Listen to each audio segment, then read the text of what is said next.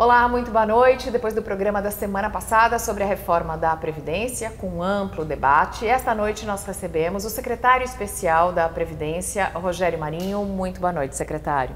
Boa noite, Mariana, Mauro e telespectadores. Eu e Mauro Tariaferri separamos algumas perguntas dos telespectadores, mas eu gostaria de começar falando com o senhor sobre uma matéria que saiu no Valor Econômico desta semana, mostrando já um número de deputados que são a favor da reforma, um número de deputados contra, a favor 98, com apoio parcial 103, indefinidos ainda 172 e os deputados que são contra 140. São números que deixam o governo animado para a aprovação dessa proposta?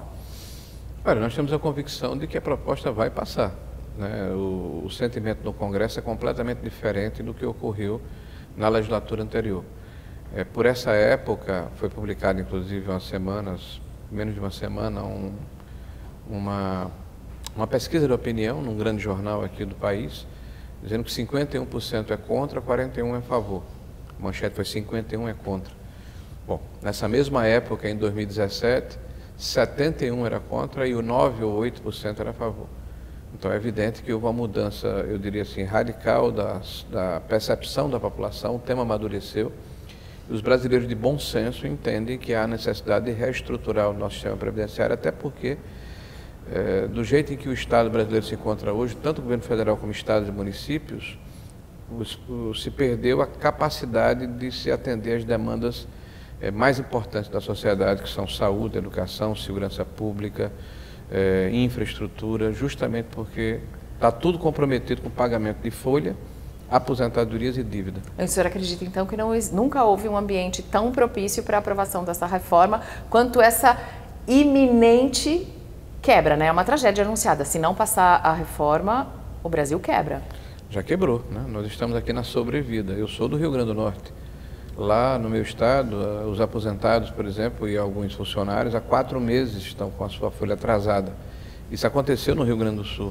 Isso aconteceu no vizinho estado aqui do Rio de Janeiro. Aconteceu em Minas Gerais, em Goiás, em Mato Grosso. Então, essa quebra do Estado brasileiro já é uma realidade no país. Então, ou nós nos damos conta de que o problema existe e enfrentamos o problema, ou a situação vai se agravar ainda mais e quem perde com isso são os mais pobres. Viu? Falamos com o Fábio Jambiagi no programa passado e ele disse que essa discussão sobre a necessidade de uma reforma da Previdência já vem desde os anos 80, né? Assim, já se tinha essa percepção de que era uma conta que não ia chegar equalizada nos anos futuros. Então ela já chega atrasada e ela não pode desidratar muito. Mas o governo apresentou uma proposta que é exatamente a que precisa de economia de 1 trilhão e 100 bilhões e ela vai sofrer algumas alterações. Então, já se tem um cálculo do quanto seria o mínimo necessário para que ela não fosse tão desidratada e surtisse o efeito necessário? Mariana, quando o governo apresenta um projeto, e aí os nossos telespectadores para acompanhar o raciocínio, ele sabe, ele tem a percepção, ele tem a consciência de que o legislativo vai se debruçar sobre o tema, principalmente com essa complexidade, com esse impacto no conjunto da sociedade, e vai aperfeiçoar o projeto, né? Vai propor algumas alterações. O que nós vamos fazer é a discussão, vamos mostrar o porquê de cada um dos itens que porventura for suscitado no sentido de ser modificado. O que nós queremos é que o projeto tenha um impacto fiscal relevante. 600 bi era a reforma proposta na época do governo Michel Temer. Será mais 600, que isso? Mas a aglutinativa que se esperava apresentar era em torno de 500 bi. Né? Então a nossa expectativa é pelo menos 1 trilhão. Né? 1 trilhão, o que vai nos dar a capacidade de que o Estado possa voltar a investir no que interessa, a favor dos mais pobres da sociedade. Então nós temos aí uma proposta que precisa ter esse impacto fiscal e eu acredito que o Congresso está consciente disso.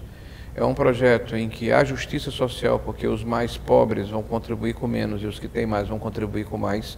E numa proporção, aí eu chamo a atenção, de 14:1.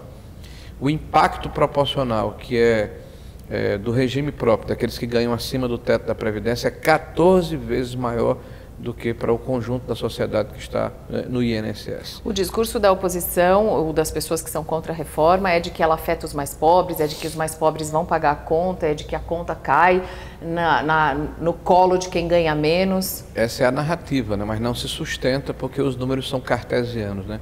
Então é evidente que tem 71 milhões de brasileiros que poderão acessar o INSS. Esses vão ter um impacto em torno de R$9 mil ao longo de 10 anos. Enquanto que existem 1.400.000 brasileiros que estão no regime próprio, são aqueles que ganham de 5 até R$39 mil, de 6 mil até R$39 mil, e esses vão ter um impacto de R$141 mil. Então isso é fácil de demonstrar, e o impacto é 14 vezes maior em cima de quem tem uma condição maior, quem pode contribuir com mais. E por que isso é feito dessa forma? Porque nós acreditamos que todos vão participar, todos precisam participar. Agora, quem tem mais participa com mais, quem tem menos participa com menos.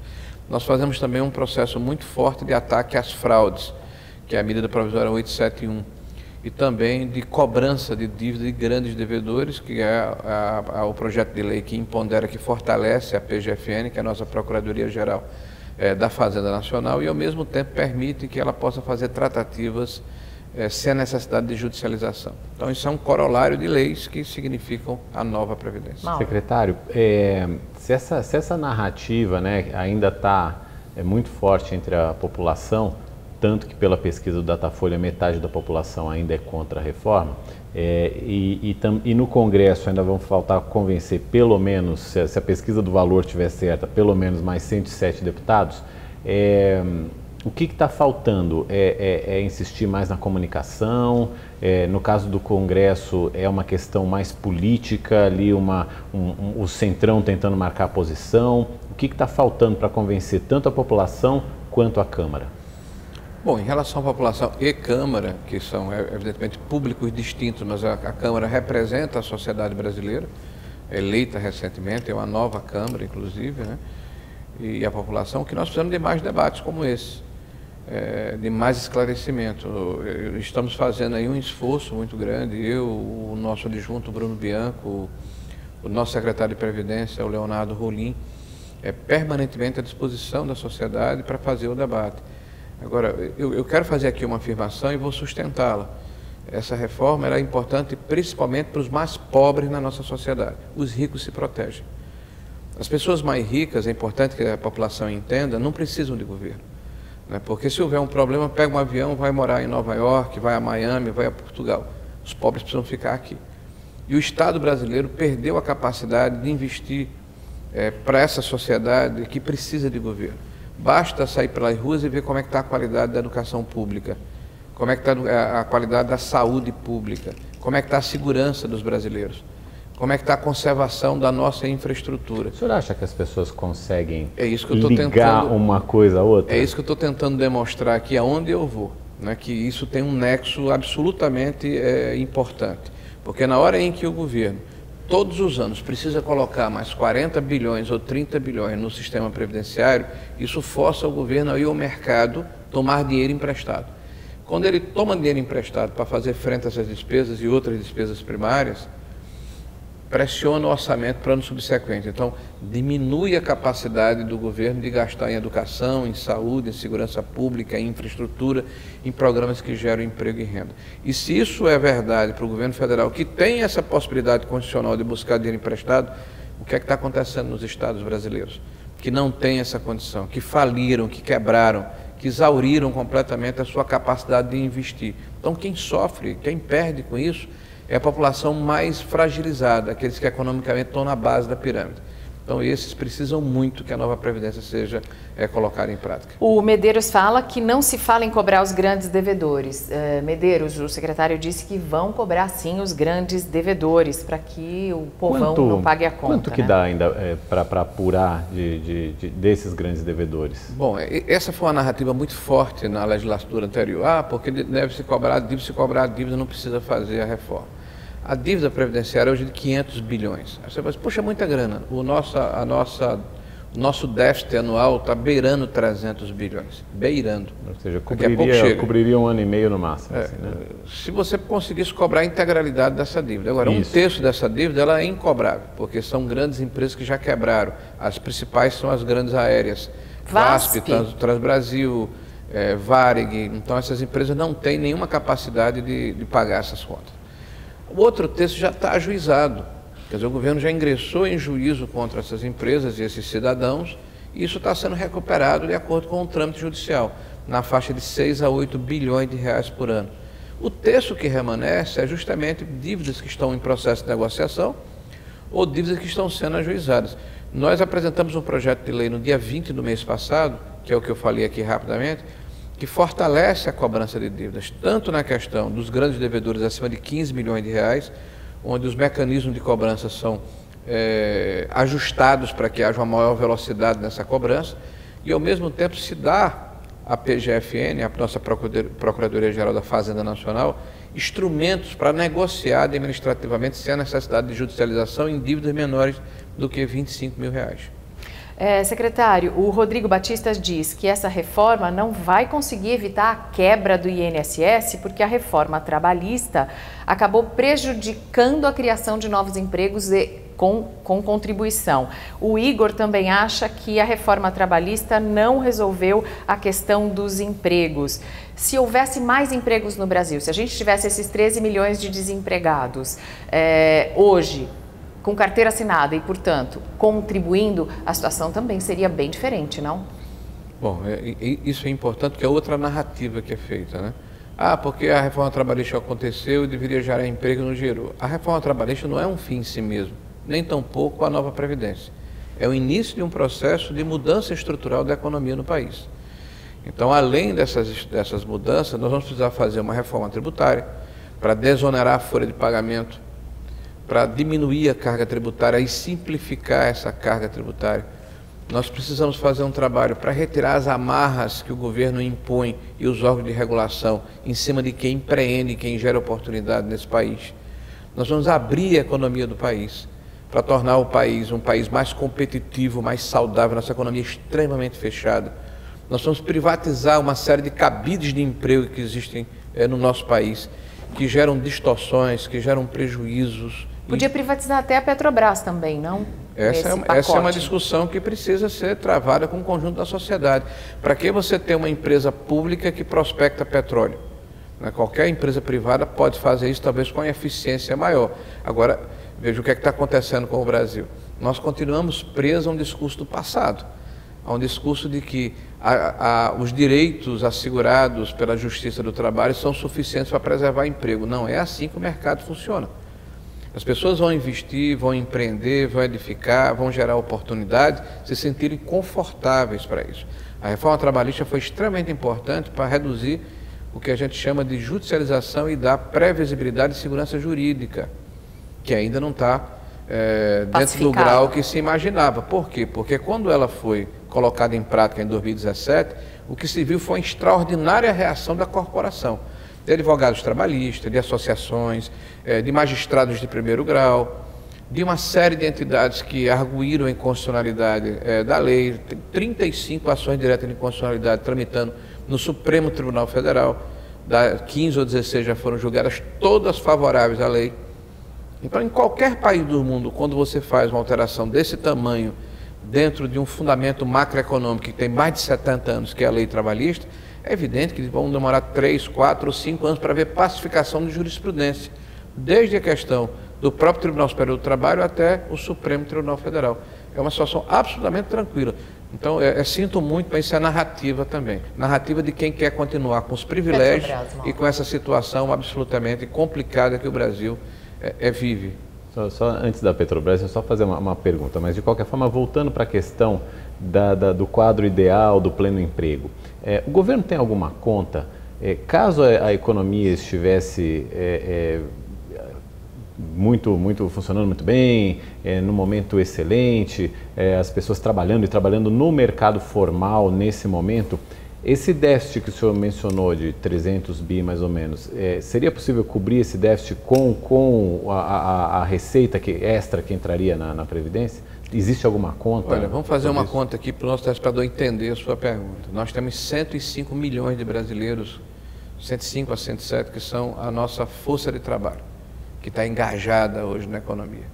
Aí você coloca aí mais 35 milhões de aposentados, né, e assistidos. Então você tem aí 140, 145 milhões de pessoas.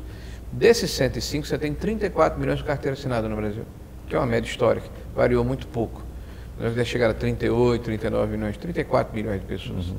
Porque quando a gente falava de pleno emprego, que pelo menos tinha ali só uns 4% de desempregados, muita gente estava no mercado informal, sim, ou seja, sim, não, porque não colaborando. Veja bem, né? isso é um dado do CAGED. Naquela época, se você colocasse o IBGE como é colocado hoje, com tanta visibilidade, você veria que é uma distorção no processo. Aí você tem 34 a 35 milhões de carteiras assinadas, seletistas, você tem 10 a 11 milhões de funcionários públicos estatutários, são 44 milhões, 45 milhões.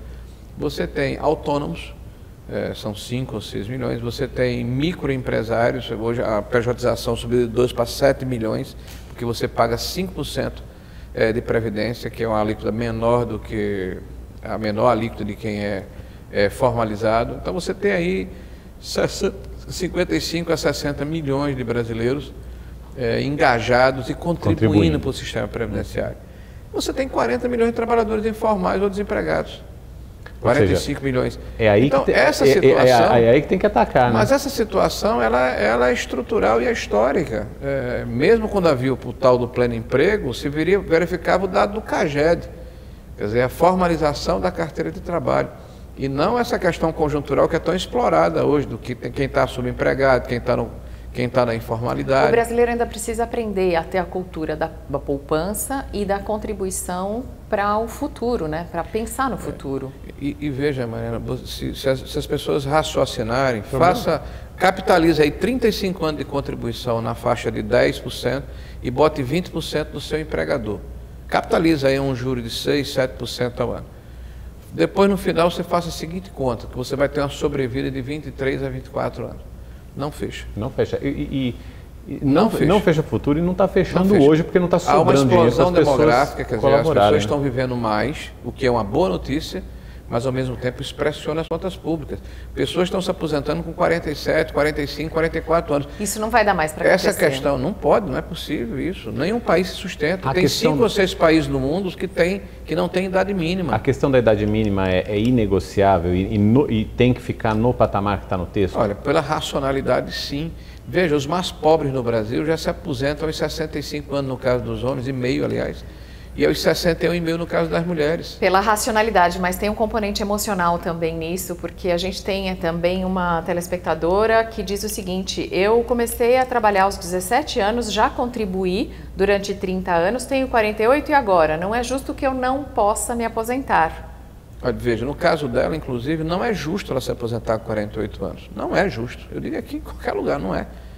Mesmo ela já tendo contribuído. Qual é a sociedade que suporta uma pessoa de 48 anos aposentada, que vai receber talvez 40 ou 50 anos do Estado? Agora, ela já conseguiu a elegibilidade, então ela vai se aposentar. Ela já pode. Ela com 30 anos de contribuição no caso da mulher e 35 anos no caso, ela já pode se aposentar. Pela regra atual, ela pode se aposentar. Tá certo? A partir da regra nova, você vai ter um processo de transição. E quem faltar 2 anos, pode pagar um pedágio de 50%, um ano a mais, por exemplo, se aposentar também. Tá certo? Então, agora, eu não acho correto que alguém com 44, com 45 anos, com 43 anos esteja se aposentando com vencimentos integrais. Fernando Henrique Cardoso, Michel Temer, nossos presidentes da República, muita gente que se aposenta antes dos 50 anos, era comum naquela época. Não é ilegal, mas a sociedade não pode permitir isso. Não suporta mais. Não suporta, quebra. Em relação àquelas previdências que são acima do teto constitucional, não estou falando que é uma previdência que paga um valor acima do teto da previdência, 5 mil. Não, acima do teto constitucional. Tem gente que recebe de aposentadoria mais do que 30 mil, que é o salário do presidente da República. Mais de 39 no caso. Isso vai ser... Poderia ser revisto de que maneira? Porque eu só escuto falar em direito adquirido, direito adquirido. E quando o país quebra, o direito adquirido continua sendo só um direito adquirido ou passa a ser um privilégio absurdo com o qual não podemos mais conviver? Olha, nós colocamos inclusive dentro desse aumento de alíquotas que quem ganha acima de 39 mil, que é o teto, que é o máximo que a Constituição permite, ele vai pagar 22% de alíquota. Ah, é confisco. Não, não é confisco porque pela lei que nós vigente, é maior que a Constituição brasileira, ninguém deveria ganhar mais do que claro. Mas essa é uma alíquota que vale enquanto está nativa, é isso? Não. Vai valer para as aposentadorias. Vai valer para a aposentadoria também. Por isso que eu fiz aquele cálculo de 1,5 milhão para ativos e inativos, no caso do regime próprio. As aposentadorias que ultrapassam o teto constitucional, então pessoas que ganham de aposentadoria mais do que 39 mil, vão passar a contribuir com um valor maior sobre esse recebimento, 22%. É importante que se diga isso porque o que eu sinto nas pessoas mais simples e que vão ou esperam ter um benefício em torno de 2, 3 mil reais, que é a grande massa de aposentados, é que elas sentem que não é justo saber que tem desembargador, ministro, políticos ganhando 30 mil e... Inclusive, nesse caso, nós estamos reduzindo a alíquota de quem ganha na base da pirâmide. Então, hoje, a menor alíquota é 8%. Então, em torno de 22 milhões de brasileiros pagam 8%, vai baixar para 7,5%. Em compensação, sobe para 22% lá em cima. A nossa preocupação ao apresentar o projeto foi dizer o seguinte, olha, Brasil, não dá mais. Isso aqui já deu água, né? Então, nós precisamos reformar. Agora, para reformar, todo mundo precisa participar. Só que quem tem menos vai participar com menos. Quem tem mais vai participar proporcionalmente com mais. Estamos de volta ao programa de hoje, entrevistando o secretário especial da Previdência e do Trabalho, Rogério Marinho. Muito obrigada, secretário, mais uma vez, pela participação aqui no programa, que está esclarecendo as dúvidas das pessoas em relação à proposta de reforma da Previdência. A gente também recebeu várias perguntas de pessoas questionando a reforma que foi apresentada para os militares e um deles dizia, por que não os militares receberem de acordo com o teto do INSS e somente se eles forem chamados de volta para a ativa, aí sim eles receberiam o salário integral conforme todo mundo que está trabalhando. Bom, os militares, a exemplo do que ocorre em qualquer lugar do mundo, a exceção são 5 ou 6 países, tem um regime próprio, tanto é que nós não chamamos de previdência, chamamos de assistência e de proteção social, né, dos militares das Forças Armadas. Porque ao contrário de um servidor comum, quando ele é reformado, ele passa para uma reserva, e essa reserva ele poderá ser acionada a qualquer momento. Esse argumento é um argumento que na verdade ele não se coaduna com a maneira como as Forças Armadas funcionam pelo seguinte. Você imagine aqui, para a gente fazer uma analogia, um seguro da sua residência, um seguro do seu carro.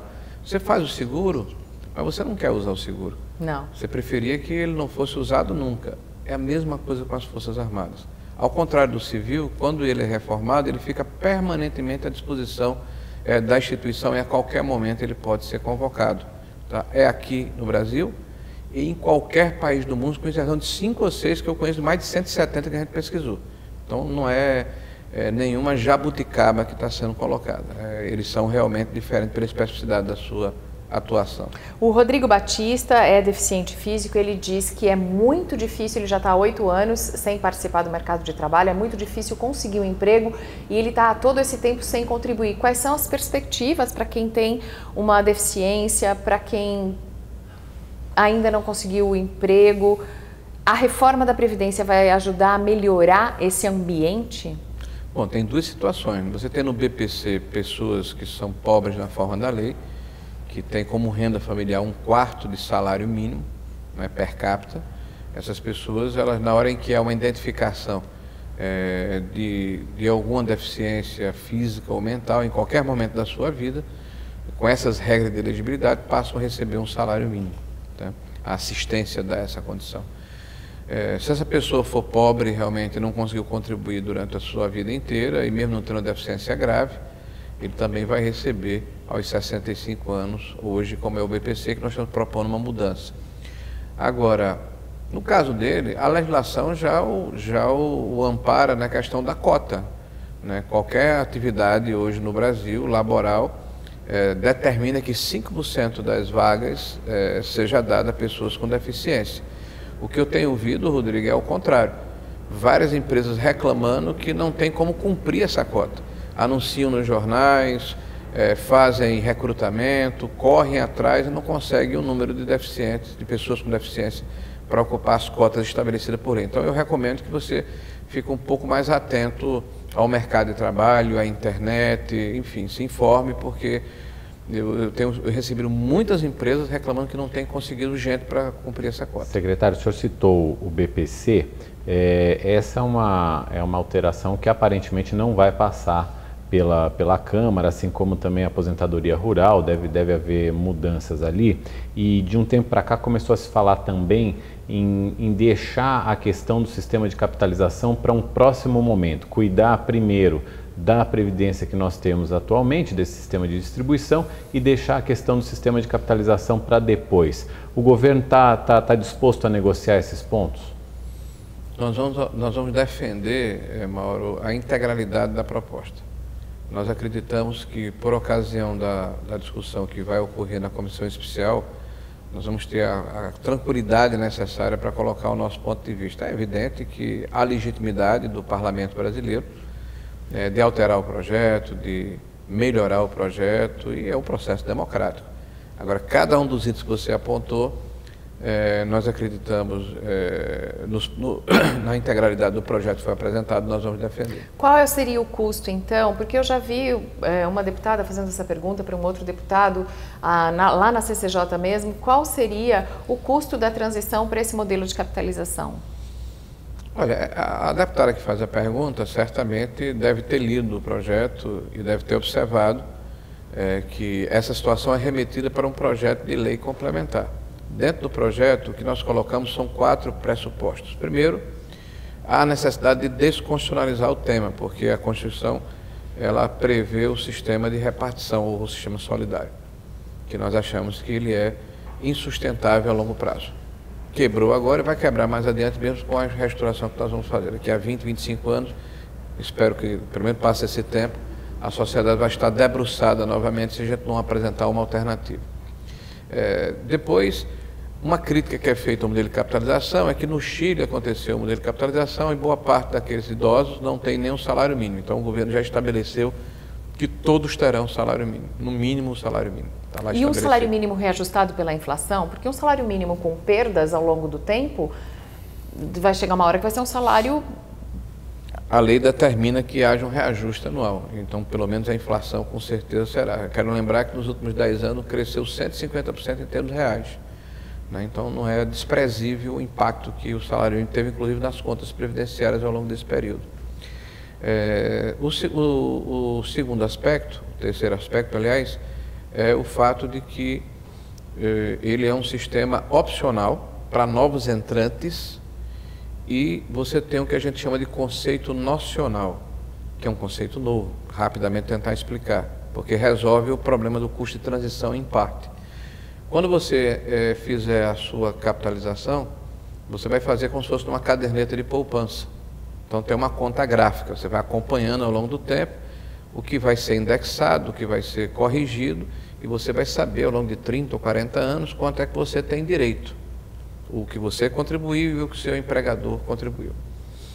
Mas o dinheiro não vai para lá. Na verdade, ele continua indo para o sistema de repartição para diminuir o custo de transição. Porque se você tirar os novos entrantes aqui, vai aumentar o buraco do processo mais adiante. Então, é um sistema derrubando o anterior. Isso, então o dinheiro continua entrando aqui para evitar que haja uma catástrofe no sistema de repartição. E o governo vai garantir essa conta gráfica sua aqui com títulos da dívida pública, com títulos mobiliários, com receitas extravagantes.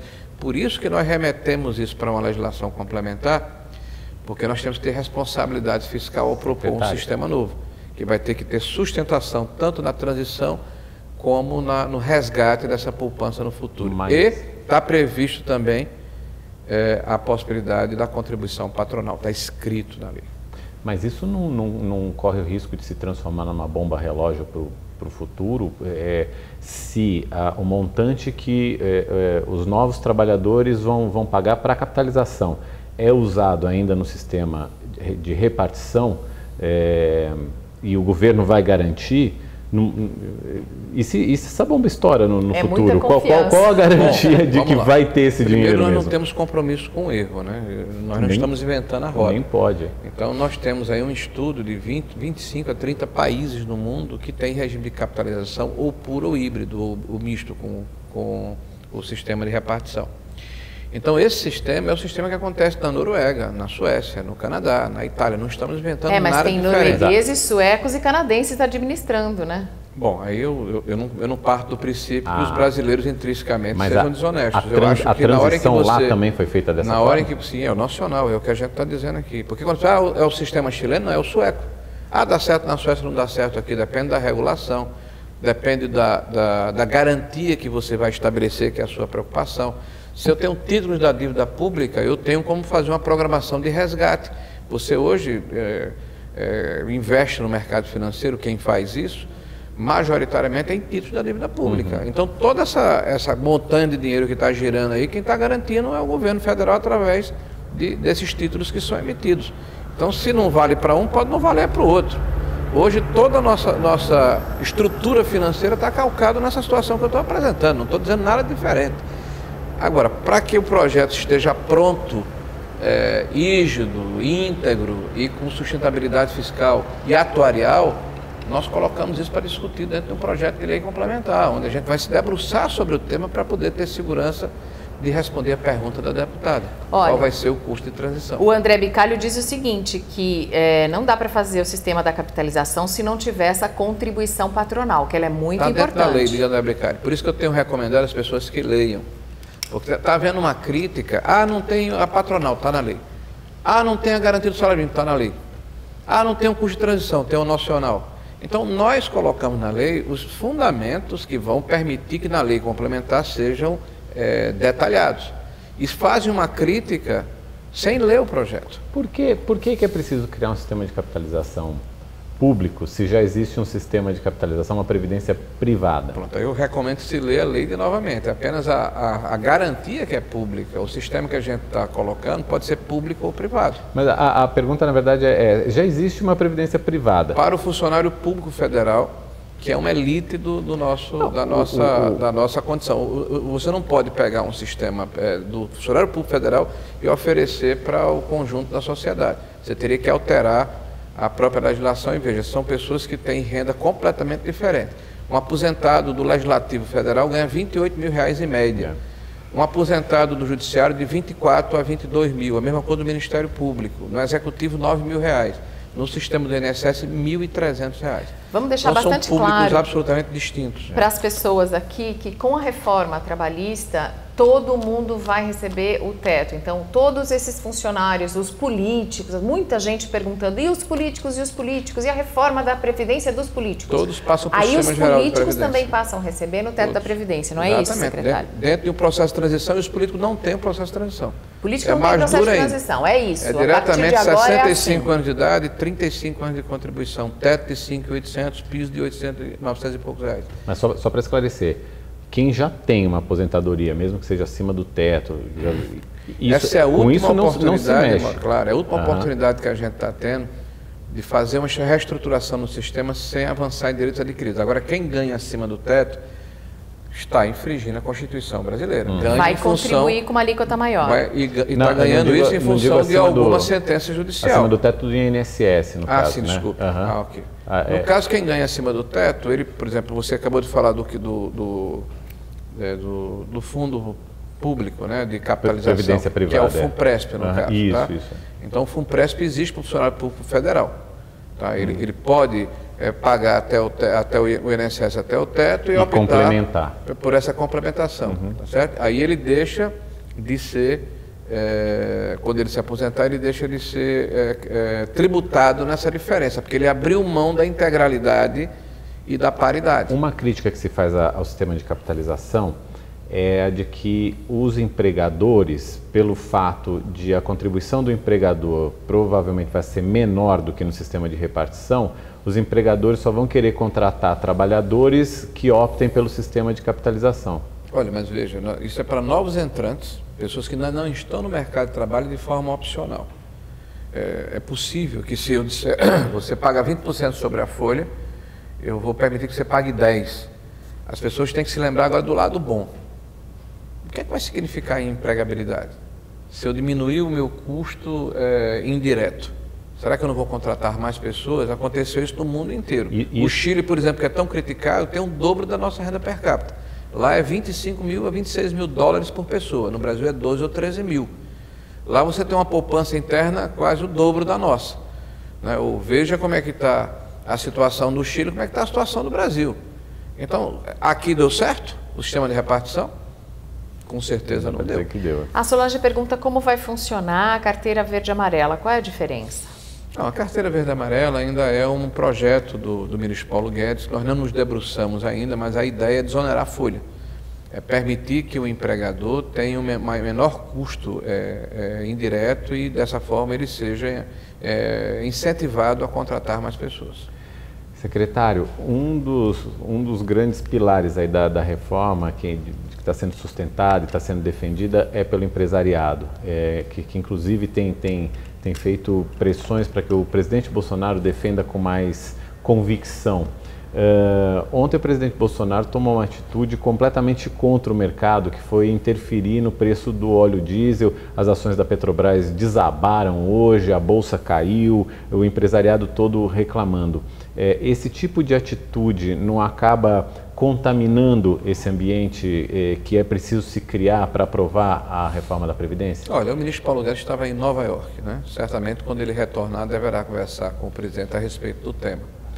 Eu acredito que a intervenção, ela quando é feita sem uma preparação, sem regra definida, desarruma o mercado. Tá? Mas isso certamente será conversado com o ministro Paulo Guedes e o presidente Bolsonaro. Esse mercado que também é tão emocional, né? Paulo Guedes em Nova York, a bolsa caindo 7% nas ações só da Petrobras. Provavelmente algum anúncio importante a partir de segunda, de terça-feira. Tem uma questão também do dia a dia, da economia real, que principalmente a questão dos caminhoneiros, que interfere muito. O presidente Bolsonaro, como deputado, defendia muito os caminhoneiros também. De qualquer forma, é aquilo que o senhor disse, houve uma intervenção, né, numa empresa importantíssima. Você acha que Paulo Guedes vai conseguir explicar para ele da necessidade da não interferência? Não sei. E convencê-lo? Aí eu estou no ramo da hipótese.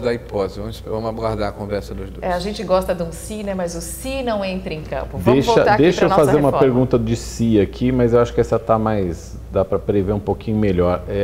CCJ consegue votar o parecer agora na semana que vem, antes ainda da Páscoa? O senhor foi parlamentar, tem um pouco do termômetro ali do Congresso. Eu acredito que é possível sim, né? Até porque houve um compromisso de calendário que foi passado para os líderes que apoiam o tema, né? Porque há um apoiamento na agenda, né? Agora, o processo político ele tem muito a ver com a própria dinâmica do parlamento. Eu tenho visto alguns líderes colocando que é uma necessidade de se votar um outro projeto antes. Eu não acredito nessa necessidade. Impositivo, né? Eu acho que por se tratar de um projeto consensual, que não há discussão, que todo mundo concorda, ele pode perfeitamente ser votado subsequentemente. Mas quem vai definir o cronograma são eles. Aqui me resta torcer para que dê certo, porque quem tem pressa não é o governo. Quem tem pressa é a sociedade brasileira. É importante colocar, Mauro, que essa pauta não é do presidente Bolsonaro apenas. Não é do ministro Paulo Guedes ou do secretário Rogério Marinho ou do PSL ou do PSDB. Essa é uma pauta do Brasil, da sociedade brasileira, que amadureceu o tema, que está entendendo que ou nós recuperamos nosso equilíbrio fiscal ou o Brasil vai passar por sérias dificuldades no futuro e quem vai sofrer são os mais pobres. Eu estou afirmando isso o tempo todo porque é convicção. Eu tenho certeza do que eu estou falando. Os mais pobres estão sendo prejudicados pela quebra, pela falência do modelo atual. Então o governo perdeu essa capacidade. Quando o Bolsonaro fala que não queria fazer a reforma, Mariana, ele fala porque ele é uma pessoa extremamente sincera.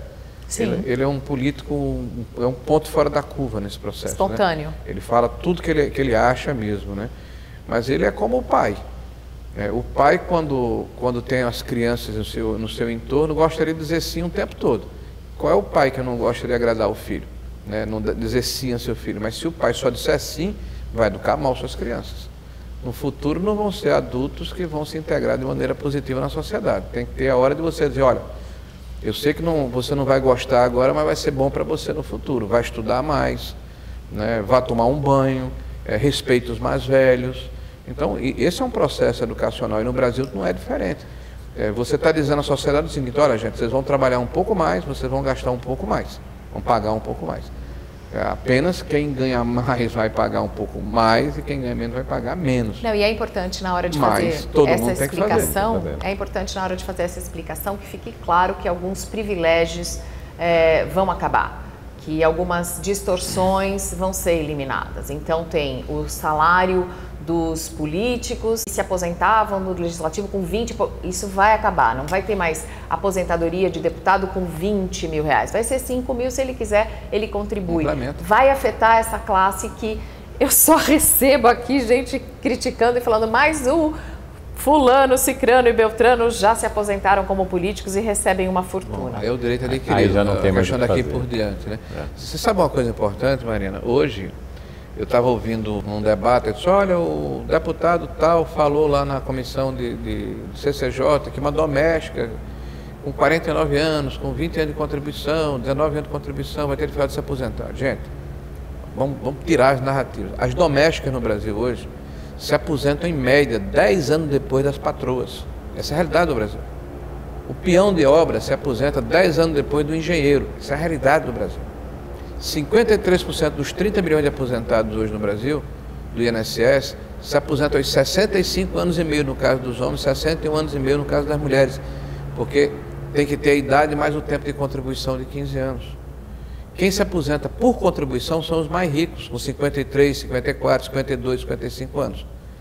Então é isso que nós estamos fazendo. Vamos pegar os mais ricos para deixar eles nas mesmas regras dos mais pobres. E isso incomoda muita gente. Mas infelizmente tem que ser feito, ou felizmente, por uma medida de justiça social, de equidade, de equilíbrio fiscal, de combater fraudes e de cobrar os grandes devedores. O presidente Jair Bolsonaro disse recentemente que espera que essa proposta de reforma da Previdência seja aprovada ainda nesse primeiro semestre. O senhor também tem essa mesma expectativa? Esperança, sim. Esperança? Sim, espero que sim. Mas ainda que seja no começo do semestre que vem, tem algum grande prejuízo nisso? Não, eu acho que o importante é que ela seja aprovada com impacto fiscal, importante que ela seja aprovada com justiça social, com equidade, combatendo fraudes e cobrando os grandes devedores, mas que seja aprovada.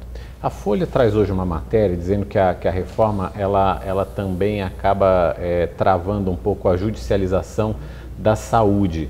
Remédios especificamente, ele fala. De medicamentos. Na manchete bem grande. Isso, exato. Isso foi posto intencionalmente na PEC? Olha, veja bem, isso aí a manchete está completamente equivocada. Tá? A matéria diz mais ou menos que o texto vai dificultar o acesso a esses remédios que por via hoje, judicial, por via judicial. Que se a justiça quiser determinar que o governo ou o SUS banque esse remédio, tem que explicar ou determinar de onde vai vir o dinheiro. Bom, primeiro, isso já é um dispositivo da Constituição Federal que diz que quando você cria uma despesa, você tem que apontar a receita. Isso para o Legislativo e para o Executivo. Trazer o Judiciário para esse processo é importante e, inclusive, é pedagógico. Nós não podemos mais aceitar, por exemplo, o que aconteceu com o STJ, dizendo que todos os aposentados por deficiência no Brasil deveriam receber 25% de acréscimo em função de um cuidador, quando nem todos tinham essa necessidade. Significou 7 bilhões de reais a mais para a Previdência Social, que é dividido com o conjunto da sociedade. E depois o STF reviu a posição do STJ. Tá? Nós não podemos aceitar que o critério que foi estabelecido para o BPC de pobreza seja relativizado dependendo de qual é o juiz que vai julgar o processo. Então, o que a gente está vedando é a criação de benefícios que devem ser previstos por lei no Parlamento. O direito da judicialização é um direito constitucional. Qualquer cidadão tem o direito de recorrer à justiça e vai continuar a ter. E nós não falamos de medicamentos, falamos de benefícios, concessão de benefícios. Então a manchete é equivocada, eu lamento que a Folha tenha feito uma manchete dessa que desinforma e deseduca. O texto fala, nenhum benefício ou serviço da Seguridade Social poderá ser criado, majorado ou estendido por ato administrativo, lei ou decisão judicial sem a correspondente fonte de custeio total. Não é medicamento. Entendeu? Você veja que é a manchete, o que é o texto, e veja, a maior parte das pessoas não lê o texto. As pessoas leem a manchete. É verdade, a gente está vivendo uma época, um período em que as pessoas fazem as coisas nas redes sociais, se informam por rede social, tomam decisões por causa de posts dos amigos ou dos seguidores. É por isso que a gente tem tantos influenciadores digitais. Não era hora também, e eu até acho que seria bom fazer isso, um perfil da reforma da Previdência e espalhar mais essa mensagem. Para encerrar, eu queria que o senhor deixasse uma mensagem clara, porque a gente aqui na TV também quer participar desse esclarecimento, desse ambiente de debate com explicação, com informação. Gostaria que o senhor falasse sobre a reforma da Previdência e os pontos mais importantes para que o povo brasileiro compreenda. Bom, primeiro quero agradecer aqui a oportunidade da Rede TV, a Mauro que nos entrevista, você, Maremo, com sua simpatia. Você também é simpático, Mauro. Obrigado. Aos nossos telespectadores que até agora estão nos assistindo. Dizer que a nova Previdência, ela tem pontos que são importantes e que nós defendemos desde o início.